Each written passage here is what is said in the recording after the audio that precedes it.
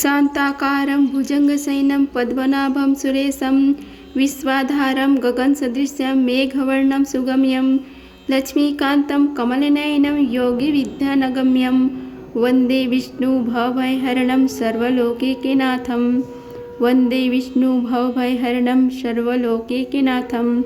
नमस्कार दोस्तों, आप सभी का स्वागत है हमारी यूट्यूब चैनल पावरफुल हिंदू धर्म में। आज हम आप सभी को देवशनि एकादशी व्रत कब है, उसकी पूजा विधि, शुभ मुहूर्त, पारण के समय तथा कथा का रसपान कराएंगे। अगर आप सभी हमारी वीडियो को पहली बार देख रहे हैं तो वीडियो को लाइक कीजिए, चैनल को सब्सक्राइब कीजिए, बेल आइकन को प्रेस कीजिए और ऑप्शन पर क्लिक कीजिए ताकि आने वाली वीडियो की नोटिफिकेशन आप सभी को मिलती रहे। आइए जानते हैं देवशनि एकादशी के महत्व के बारे में। सनातन धर्म में एकादशी व्रत का विशेष महत्व है।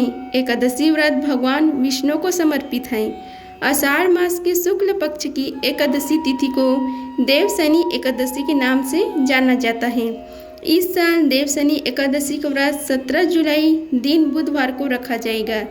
इस बार देवशनि एकादशी पर 5 शुभ संयोग बन रहे हैं। देवशनि एकादशी से भगवान श्री हरि विष्णु 4 माह के लिए योग निद्रा में चले जाते हैं, इसलिए इस एकादशी तिथि से सभी प्रकार के शुभ कार्य बंद हो जाते हैं। आइए जानते हैं देवशनि एकादशी व्रत कब रखा जाएगा और उनकी शुभ मुहूर्त के बारे में।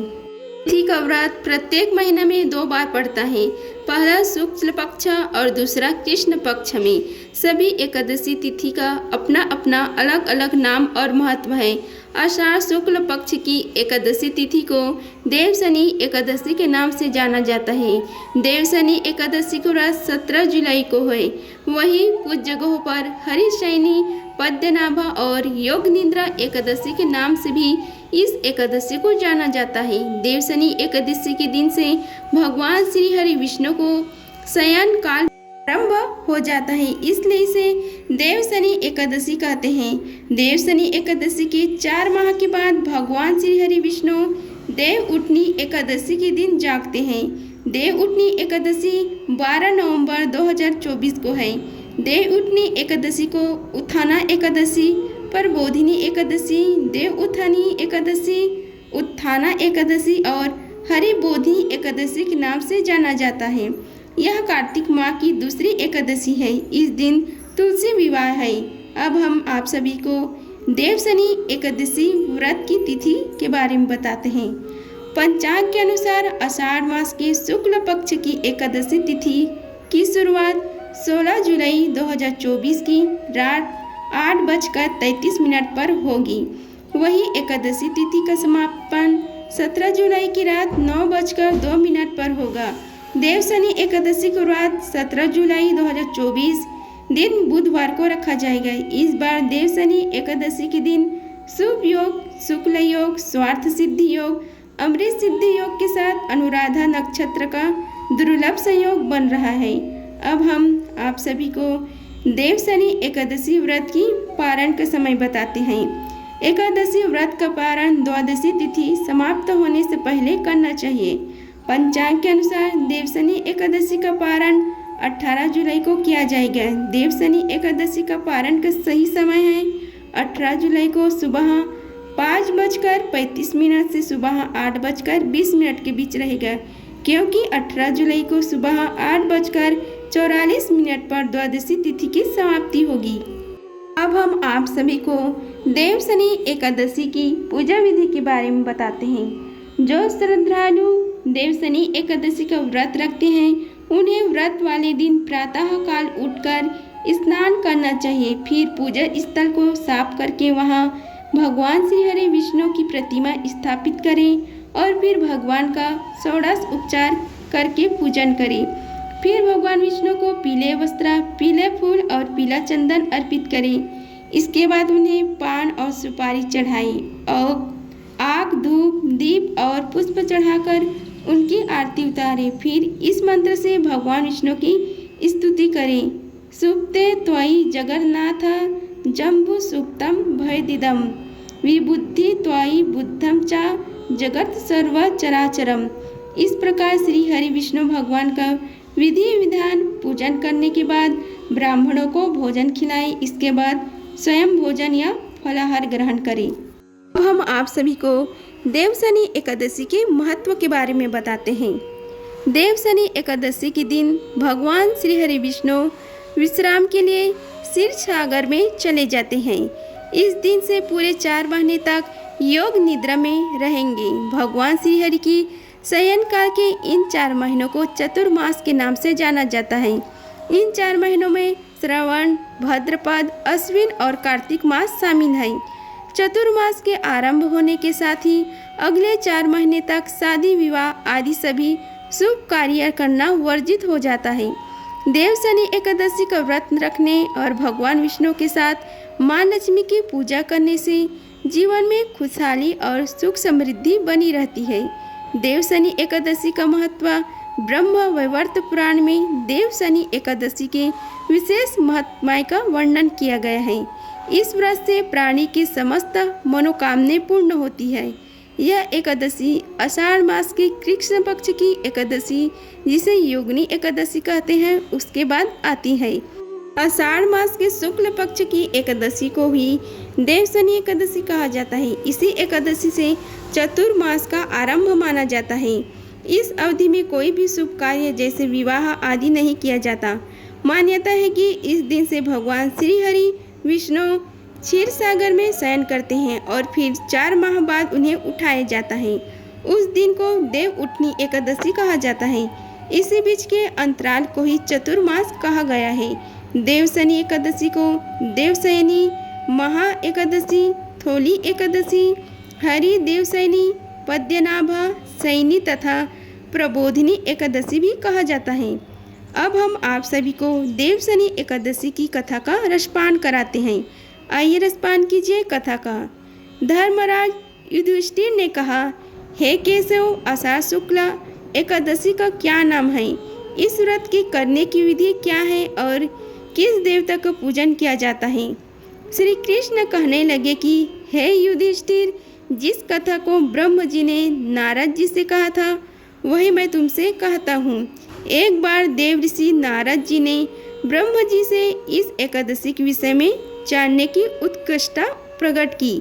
तब ब्रह्म जी ने उन्हें बताया, सतयुग में मंधाता नामक एक चक्रवर्ती सम्राट राज्य करते थे। उनके राज्य में प्रजा बहुत सुखी थी, किंतु भविष्य में क्या हो जाए यह कोई नहीं जानता था।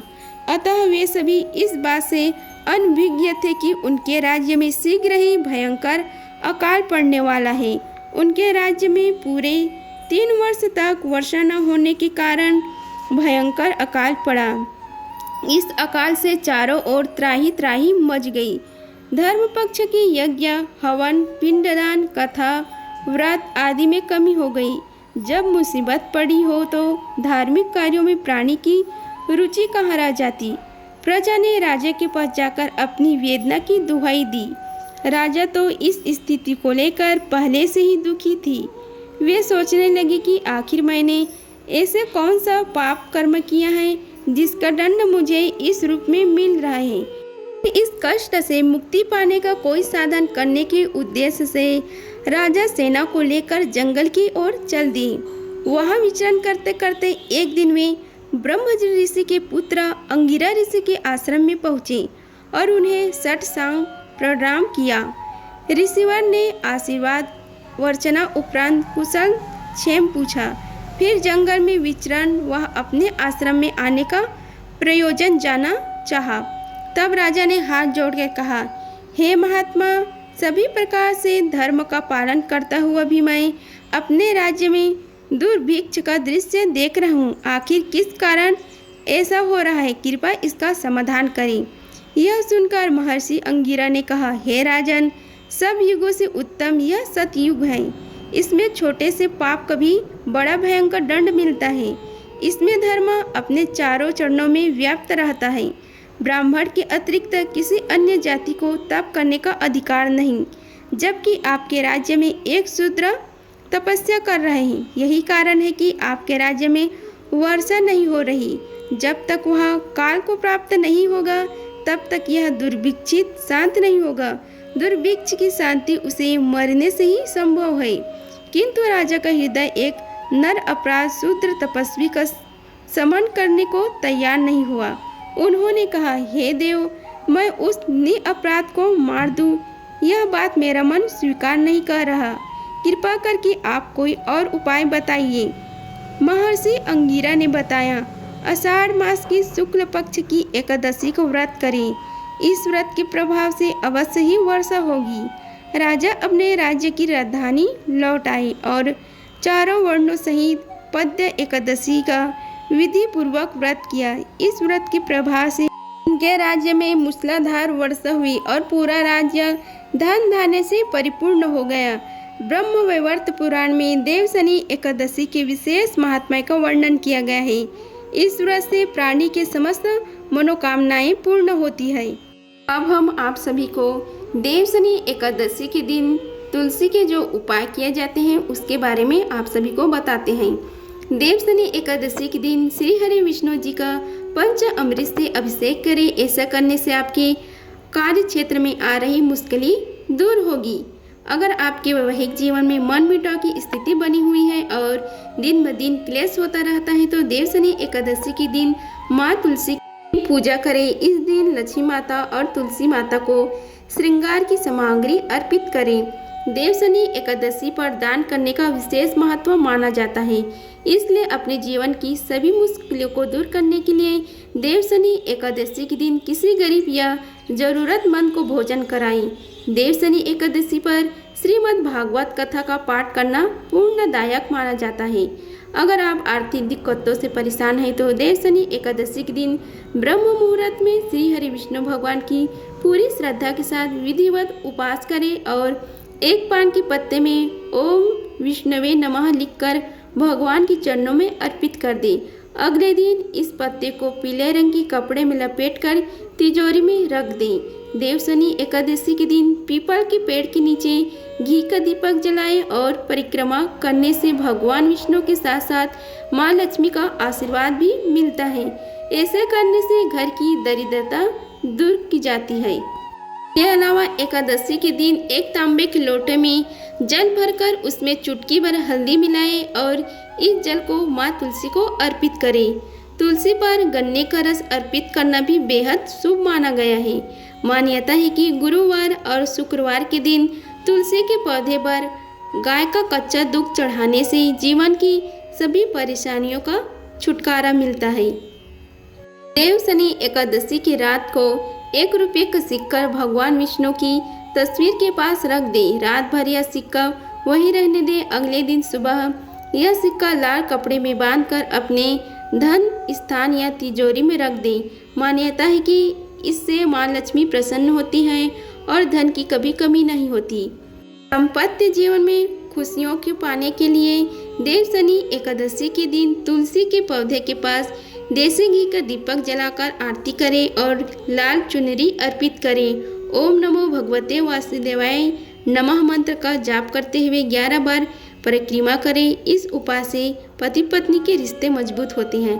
अगर आपके बच्चे का पढ़ाई में मन नहीं लगता है तो करियर में तरक्की रुक गई है तो देवशनि एकादशी पर जरूरतमंदों को धन अन्न कपड़े का दान करें। इससे श्री हरि प्रसन्न होते हैं। अगर आप सभी को हमारी वीडियो पसंद आई होगी तो वीडियो को लाइक कीजिए, चैनल को सब्सक्राइब कीजिए और कमेंट बॉक्स में ओम नमो भगवते वासुदेवाय लिखिए। धन्यवाद। मिलते हैं अगले वीडियो में, तब तक के लिए जय श्री राधे कृष्णा।